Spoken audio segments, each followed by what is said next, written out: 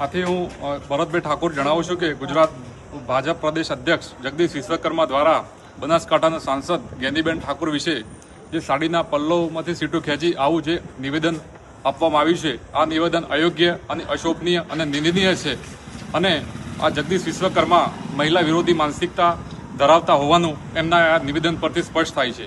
અને જ્ઞાનીબેન ઠાકોરે સમગ્ર ઉત્તર ગુજરાતના ઠાકોર નેતા છે અને એક બનાસની બેન અને સમગ્ર ગુજરાતનું નારી શક્તિનું ગૌરવ છે.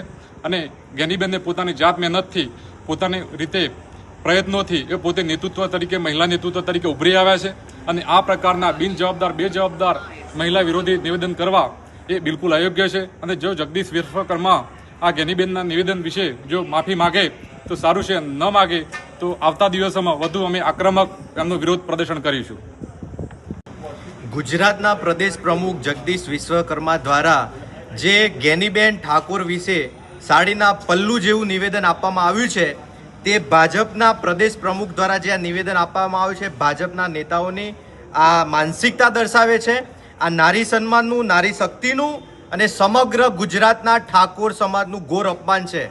જગદીશ વિશ્વકર્મા જાહેરમાં જો માફી નહીં માગે તો આવનારા દિવસોમાં સમગ્ર ગુજરાતમાં ઠાકોર સમાજ તેમજ અરવલ્લી યુથ કોંગ્રેસ અને સમગ્ર ગુજરાત કોંગ્રેસ દ્વારા આ બાબતે સખત ઉગ્ર વિરોધ કરવામાં આવશે.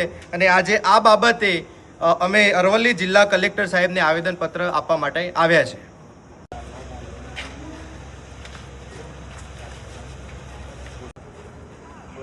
કલેક્ટર કચેરી ઉપર જવું થાય છે.